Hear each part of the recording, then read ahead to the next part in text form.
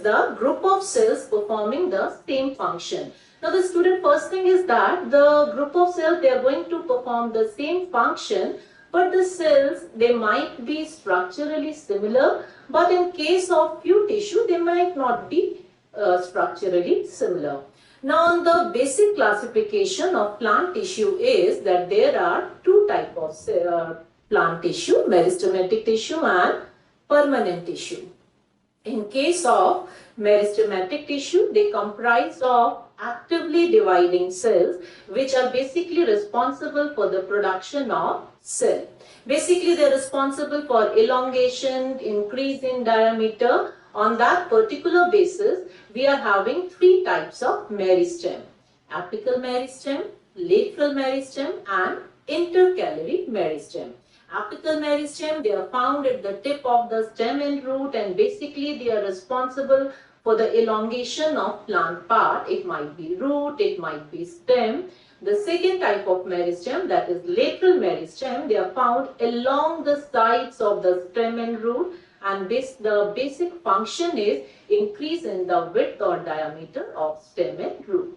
The third kind of meristem, that is intercalary meristem, it is found at the base of the young leaves and internode, and the basic function of this is it is responsible for lengthening, further lengthening. For example, in the elongation of the twig, elongation of the branches. So we can say in a way that intercalary meristem, it actually helps apical meristem.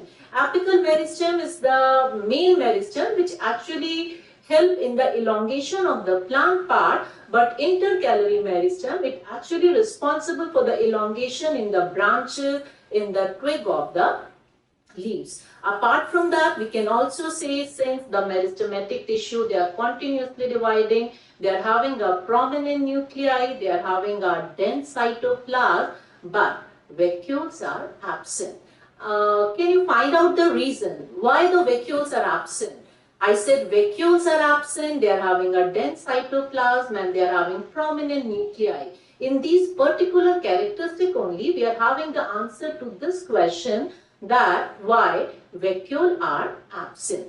So student, we have done the first type of plant tissue, that is meristematic tissue. Now the second type of the tissue is permanent tissue.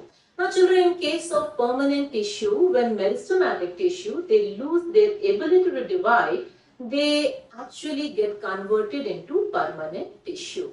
The name of this particular phenomena or process is differentiation. The conversion of meristematic tissue into permanent tissue, the name of the process is differentiation. In case of permanent tissue, again there are of two types, simple permanent tissue and complex permanent tissue. Now again we need to classify further simple and complex permanent tissue. Now the first type of simple permanent tissue, they consist of only one kind of cell. The first is the dermal or the surface tissue, the tissue which are present on the surface of the plant. Basically in NCERT, in CBSE, we are just going to deal with the epidermis. Epidermis, as we are having the epithelial tissue in case of human being, in the same way in case of plants, we are having epidermis. Now what would be present in epidermis? In the epidermis, we would be having stomata, and we all must have done it in the junior classes, that what is the function of the stomata? That would be the exchange of gases, that is respiration, photosynthesis, transpiration. But we can also say it is present in the outermost layer of the primary plant body. It covers the leaves, floral part, fruit, seeds, etc. In some cases, it might be covered with cuticle, especially in case of desert plant. What might be the reason? Because the cuticle, it prevents the loss of water. And then we are having many kind of unspecialized cell as well. For example, parenchyma, collenchyma, sclerenchyma, etc. So we can just say that in case of dermal or in case of the surface of the plant, we are having epidermis. The basic function of epidermis is protection. In case of desert plant, cuticle is present on the epidermis to prevent the loss of water. Apart from that, stomata are also present on epidermis, and the stomata is basically responsible for the exchange of gases, for transpiration, etc. As you can look at the diagram, the stomata, it is being guarded by the guard cell. The opening and closing of stomata, it is being regulated by the guard cell. Now this is the diagram of the cuticle, that how does cuticle prevent the loss of water in case of desert plant. Otherwise, it would be very difficult for any plant to survive in that particular region. So it is a kind of a waxy material. Now the first we have done in this particular case, the dermal tissue, that is we have just explained and understood epidermis. The second, now we are going to talk about the ground tissue. In this particular thing, we are having three types: parenchyma, collenchyma and sclerenchyma. Now, in case of parenchyma, collenchyma and sclerenchyma, we are going to actually compare them on the basis of their function, on the basis of their structure and on the basis of their location. Now, the parenchyma, this particular tissue, it is located throughout the plant body. And the basic function of parenchyma is, we can say, storage of food, photosynthesis, etc. And it is, the cells are relatively unspecialized, cell wall is thin. That is the basic, we can say, structure of parenchyma.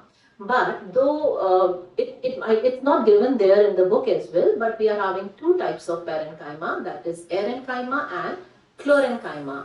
When the parenchyma contains chlorophyll, the one which you have did in your junior classes, chlorophyll, it is an essential requirement for the process of photosynthesis.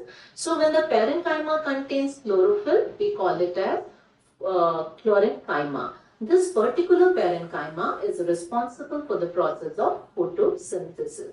In case of aquatic plants, the parenchyma, it contains air spaces and we call that particular parenchyma as erenchyma. And the function of erenchyma, that it helps the aquatic plant to float. So we are having two types of parenchyma, or we can say that there are specialized parenchyma on the basis where they are present. In case of aquatic plant, they need to float. So in that particular case, the parenchyma contain air spaces. In case of plant, most of the plants, they do photosynthesis, but the parenchyma containing chlorophyll, that is known as chlorenchyma.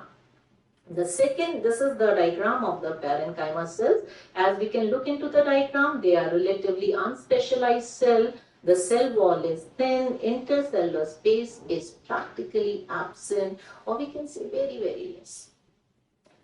Now this is the diagram of that specialized parenchyma tissue only, which is found in the green parts of the shoot, and it actually basically responsible to perform photosynthesis. Now, the second type of ground tissue is collenchyma. As the term indicates, collenchyma, the cells are elongated and they are having unevenly thickened cell wall. Cell wall is irregularly thickened at corner. If we compare it with parenchyma cell wall, in that particular case, cell wall is thin. But in this particular case, cell wall is irregularly thickened. Now the cells of collenchyma are also living, and the function is to support, to give flexibility, to provide elasticity. That is the function of collenchyma. Now the third type of, this is again the diagram of collenchyma. As you can look into the diagram, so these are elongated cells and the cell wall is irregularly thickened.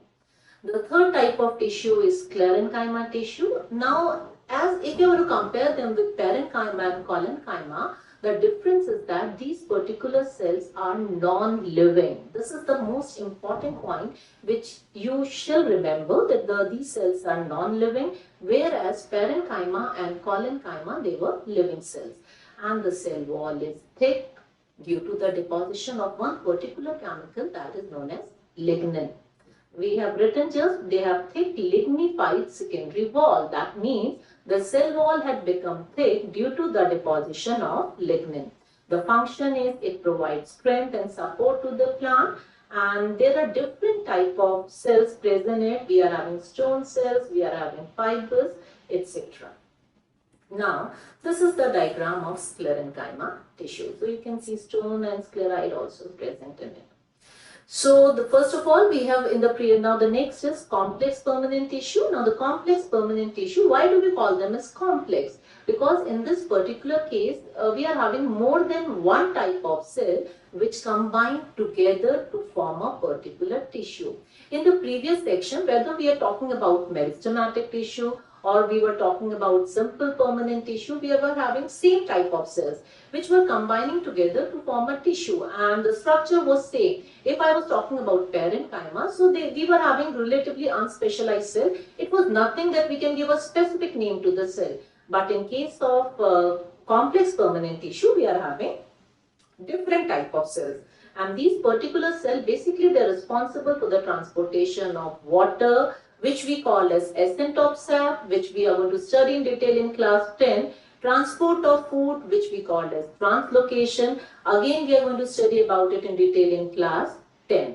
Now they contain different kind of cells, and basically they are located in the veins in leaves. They are of two types, xylem and phloem. Now in case of xylem, we are having basically four type of cell: xylem vessel, xylem fiber, trachea and parenchyma. Children, among these four type of cells, that is vessel, trachea, basically they are responsible for the transportation of water. Xylem parenchyma main function is storage of food, and then we are having xylem fiber. Basically it is responsible for mechanical strength. One more thing which you should take into consideration is that xylem vessel, fiber, as well as xylem vessel, trachea and fiber, they are dead cell, whereas xylem parenchyma is the only cell which is living. So two types of xylem are there, primary xylem and secondary xylem. It is just an information, but the basic thing, the xylem, four type of cell, three cells are dead except xylem parenchyma, and basically responsible for the transportation of water containing dissolved mineral. The term is known as ascent of sap. So here they are just given the example, two kinds of xylem element, that is trachea and vessel element. Now both are elongated, they are dead at maturity, they are lignified, they are having lignified secondary cell wall. Now the second type of complex permanent tissue is phloem. Now this particular tissue, basically it is responsible for the transportation of dissolved substances or for the transportation of the soluble product of photosynthesis. The term is known as translocation. Again, there are two types, primary and secondary. In case of this particular tissue also, we are having four type of elements: seed tube, companion cell. Seed tube and companion cell, basically they are responsible for the transportation of food. Whereas then we are having parenchyma. The parenchyma tissue, again it is responsible for the storage of food. Then we are having one fiber. The fiber is basically responsible for mechanical strength. In case of this particular tissue, what do we have? In case of this particular tissue, all the three cells are living. That is, companion cell, parenchyma and seed tube are living. The only cell which is dead, that is fiber. So before we start with the animal tissue, let us just summarize the plant tissue. In case of plant tissue, what we did, we just studied that basically the plant tissue can be basically classified into two types, that is meristematic and permanent. Meristematic tissue can be classified into three types, that is apical, intercalary and lateral. All the three types of tissue, meristematic tissue, we can actually classify them on the basis of their location and on the basis of their function. The second type of tissue, that is the permanent tissue, again we have classified them into two types, that is surface and ground. In case of surface tissue, we had basically studied about epidermis. Now in case of ground tissue, again we are having simple permanent and complex permanent. Simple permanent, three types, that is parenchyma, collenchyma and sclerenchyma. And we have studied all the three type of tissue on the basis of the type of structure, what kind of cell wall do they have, whether the cells are living or dead, where are they located and what is their function.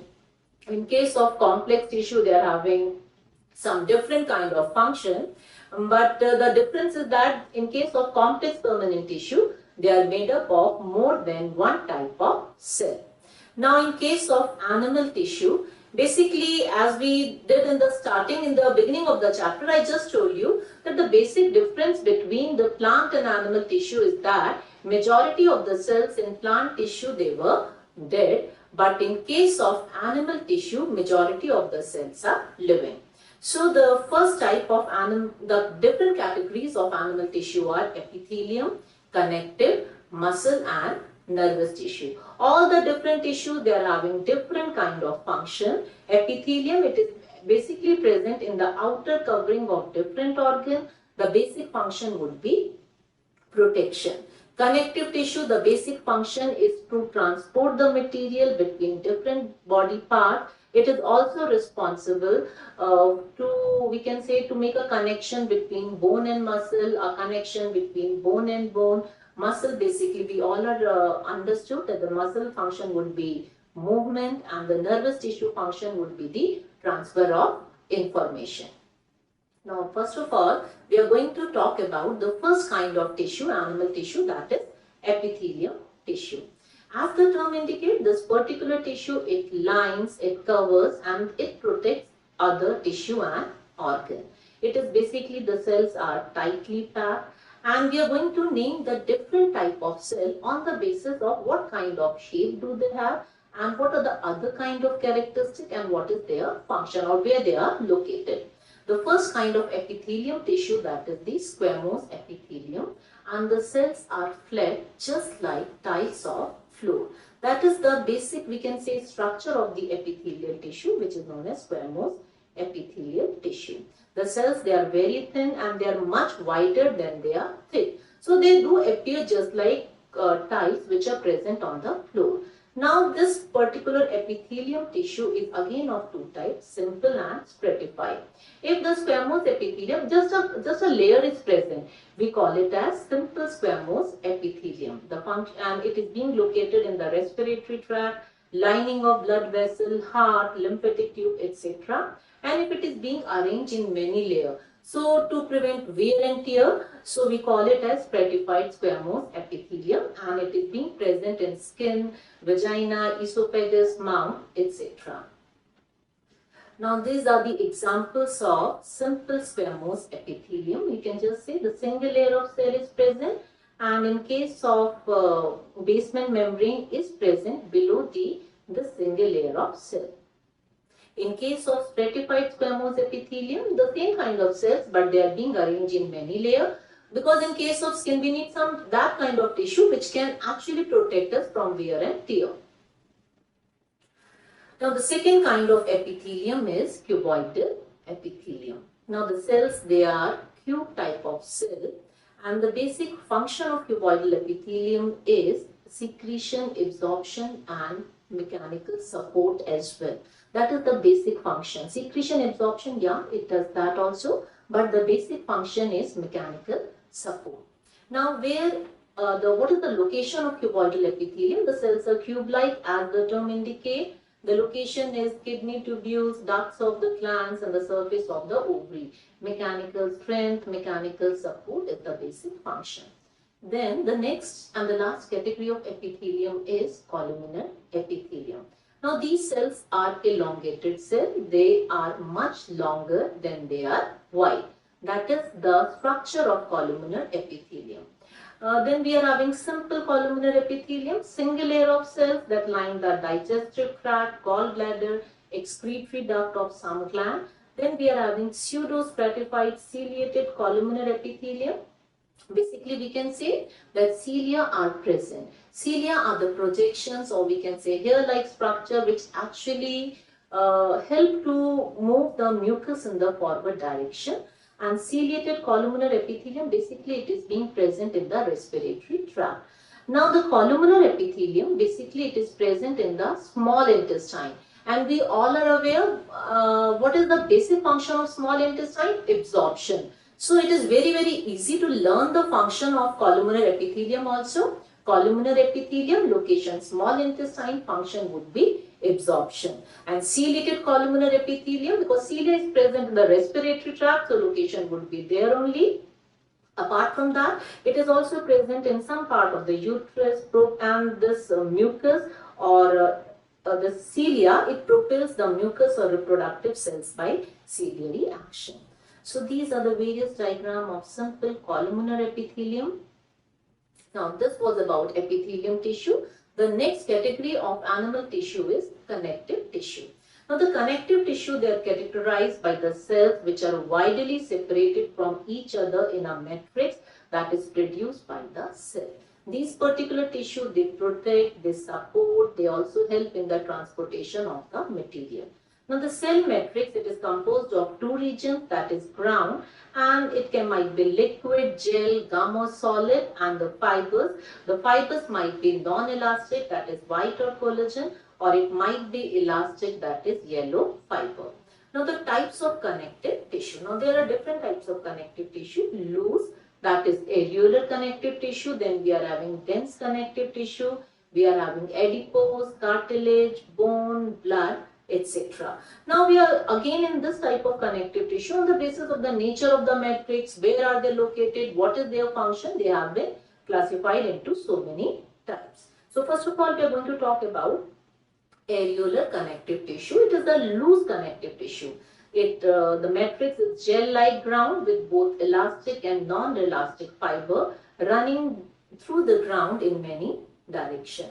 So these are the diagram also of this particular areolar connective tissue. Basically, it helps in repair also. It fills the space present between the internal organ. Now this is the dense regular connective tissue. The nuclei and fibers, they are arranged in parallel rows. And in this mostly we are going to talk about tendon and ligament, that what is the function of the tendon, what is the function of the ligament. The one type of connective tissue, it connects bone to the bone. The second type of connective tissue, it connects muscle to the bone.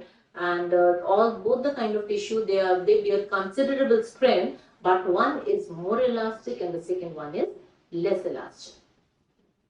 Now we are having adipose tissue. The basic function, it is fat. It basically stores adipose or fat.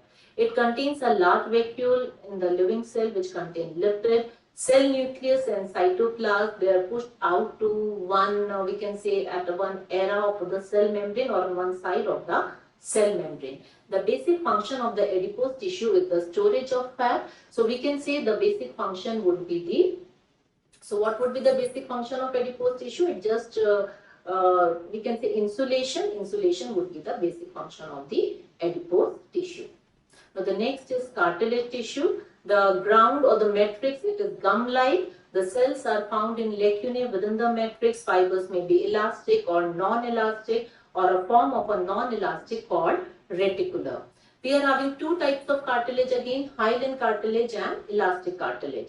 And hyaline cartilage, the examples are, they are present on the ends of the bone, and the elastic cartilage, for example, if you are going to talk about pinna of the ear. So that is the example of elastic cartilage. Non-elastic cartilage, for example, the cartilage which is present in the nose. Now these are the diagrams of hyaline cartilage and bone. The bone is the next kind of connective tissue, and the matrix, it is composed of calcium and phosphorus. It do have blood supply and the nerve which run throughout the canal system. Bone is inflexible, and the basic, we can say it supports the body. It is present throughout the body. Now we are having the next connective tissue, that is blood. In case of blood, we are having a liquid matrix which is known as plasma, which consists of 90% water and 10% we are having protein, hormone, electrolyte, etc. There are three types of cells which are present in the blood, that is red blood cell or erythrocytes, and we all are aware. In case of RBC, we are having hemoglobin. And the function of hemoglobin, that it combines with oxygen to form oxyhemoglobin, which is basically responsible for the transportation of oxygen. So the function of RBC is transportation of oxygen. The second kind of, we can say blood cell, they are leukocyte, or we can also call them as WBC. And the basic function, we all are aware that basically they are responsible to fight against various disease. If the WBC count is elevated, that means we are suffering from some kind of infection. Platelets, we all are aware, basically it is responsible for clotting of the blood. So these are the diagrams of the blood: erythrocyte, leukocyte. Now, the third kind of animal tissue which we are going to talk about, that is the muscle tissue. These are the tissue with cells having fibers specialized for contraction. We are having three types of muscles: skeletal muscle. We also call them as striated muscle. Why do we call them as striated muscle? Because we are having alternate light and dark bands. We also call them as voluntary muscle. Why do we call them as voluntary muscle? Because basically it is responsible for the voluntary action. It is basically responsible for the voluntary movement of the body. Now it is having elongated cell which we call as fiber. The muscle is multinucleated, and they had just written light meat, dark meat, that is just they are talking about alternate light and dark band. Then the second kind of muscle, that is the smooth muscle. It is basically found inside the internal organ. We are calling them a smooth muscle because alternate light and dark bands are absent. We can also call them as unstriated muscle. Why do we call them as involuntary muscle? Because the movement of these particular muscles are not under our control. They will move, whatever might happen. So basically they are present, for example, peristaltic movement inside the alimentary canal. Whatever movement takes place inside the internal organ, all these movements, they are being controlled by these particular muscles. Now the last type of muscle is cardiac muscle. In case of cardiac muscle, they are basically present in the heart and they are involuntary, but they do have some kind of bands present in them. So in a way in the structure they might resemble with skeletal muscle also, but in a way in the function they are resembling with smooth muscle also. So the cardiac muscle, they are present inside the heart, and the basic function is rhythmic contraction and relaxation of heart muscle take place throughout the body because of the presence of these cardiac muscle. So these are the diagrams of the skeletal muscle. You can just go through them. Now these are smooth muscle, elongated fibers, cardiac muscle which are present inside the heart. Now the last type of animal tissue, that is the nervous tissue. You might have done it in class 8 as well as I guess in class 6 also. The structural and functional unit of nervous system, that is known as neuron. The basic function of neuron is transfer of information from the environment. Whatever is present in the environment, that is being accepted by the receptors. Receptors send it to the sensory neuron. Sensory neuron send it to the brain. From the brain, the information is being sent to the effectors via the motor neuron. So the basic structural and functional unit of nervous tissue is neuron. So there they have just told us the different, we can just categorize or we can just compare the different types of, we can say, animal tissue on the basis of the what type of cell are present, where are they located, what is some special feature of these cells, what kind of matrix is present, what kind of matrix amount is present, and what are their unique feature. So this is a kind of comparison between all the 4 type of animal cell. So this is what we have done in this particular chapter. I hope it must be clear to you. Thank you, class.